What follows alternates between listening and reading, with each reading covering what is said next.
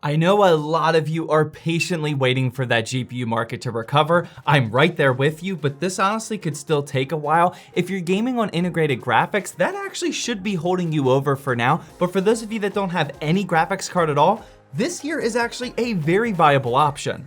Let's get into it.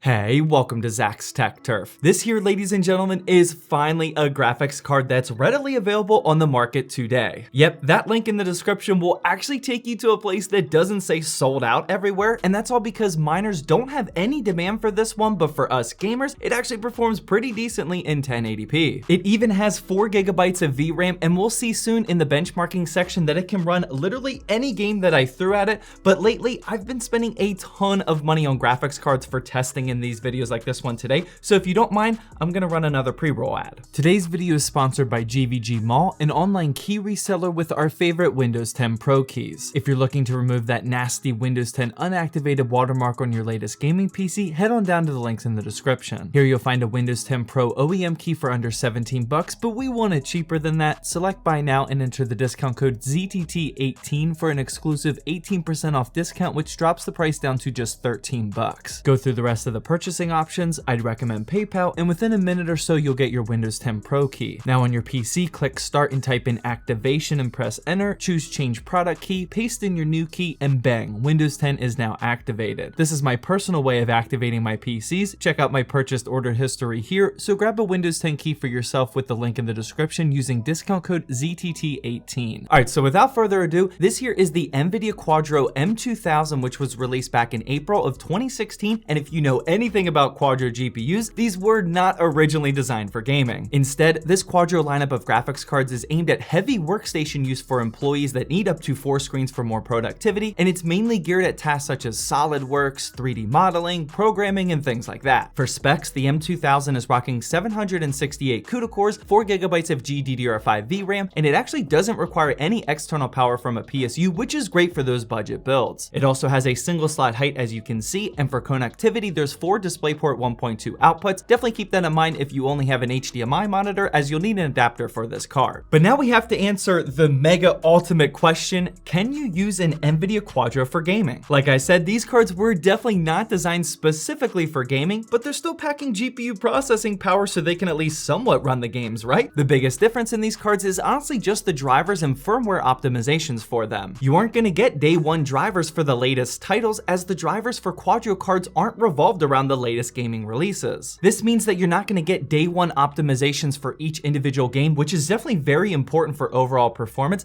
but rather we're going to have to rely on just the raw GPU processing power, and hopefully that's enough. Before getting into the full benchmarking section, let's quickly look at 3D Mark TimeSpy for a good starting point. This Quadro M2000 actually cranked out a graphics card score of 1,583, and for reference, that's actually about a 20% increase over the GTX 750 Ti, which I literally just made a dedicated review on a few weeks ago, and it's a massive 43% improvement over a GT 1030, which costs around the same price right now. Now, the canned benchmark of TimeSpy doesn't paint the entire picture for raw gaming performance, but since the M2000 is readily available on eBay today for around $150, that's really exciting, so we definitely need to get into a full benchmarking run. For our testing today, we'll be using my dedicated budget GPU testing rig. I assembled this beast over on my Twitch channel, and I live stream all of my gaming PC builds over on twitch.tv/ZachsTechTurf, by the way, and this is rocking a Ryzen 5 3600, 16 GB of DDR4 clocked at 3000 MHz. The motherboard is an ASRock B550 Razer Taichi. All of this is powered by a white Corsair RMX 750 watt power supply with some extra cable extensions, and all of our games are installed on a 2TB Inland Professional NVMe SSD. Starting with Call of Duty Black Ops Cold War, I was actually able to hang on in 1080p with full 100% resolution scale, and with low settings, the M2000 cranked out 53 frames per second. I have no doubt that if you wanted to get over 60 FPS, you can easily do that in around 900p, or get even higher FPS for those higher refresh rate monitors with 720p. Oh, don't 1v1 me with the Quadro, baby. They call me the Quadro God, ladies and gentlemen.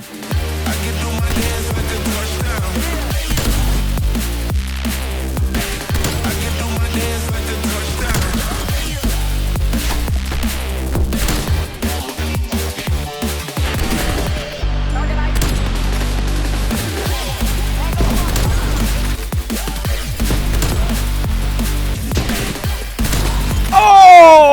Quadro God all day.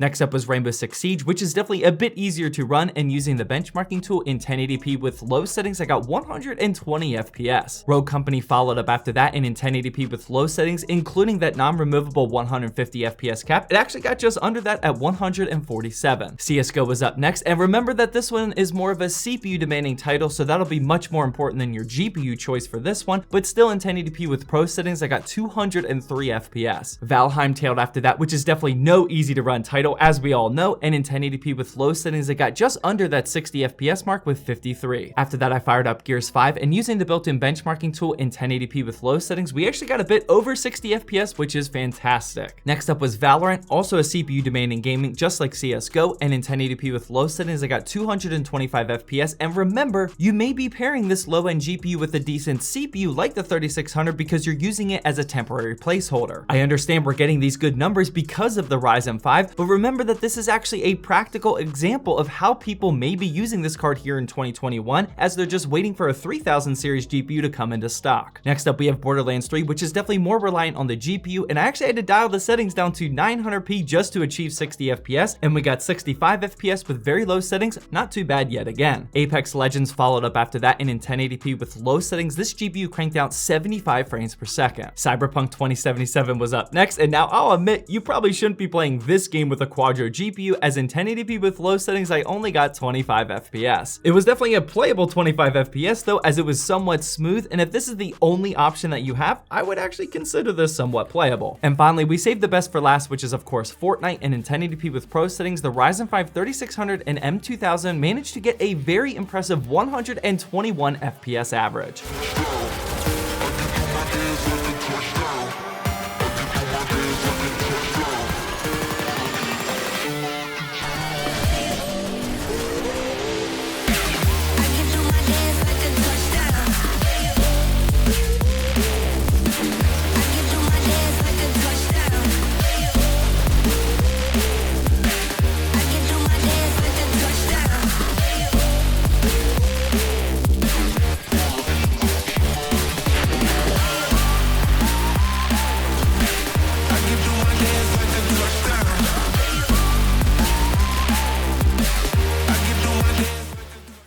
As you can see, this $150 Nvidia Quadro M2000 may be the perfect placeholder that you've been looking for. If you're looking for another video with a more mainstream GPU, then feel free to click the one that's on the screen now. But just like always, I hope you enjoyed this video.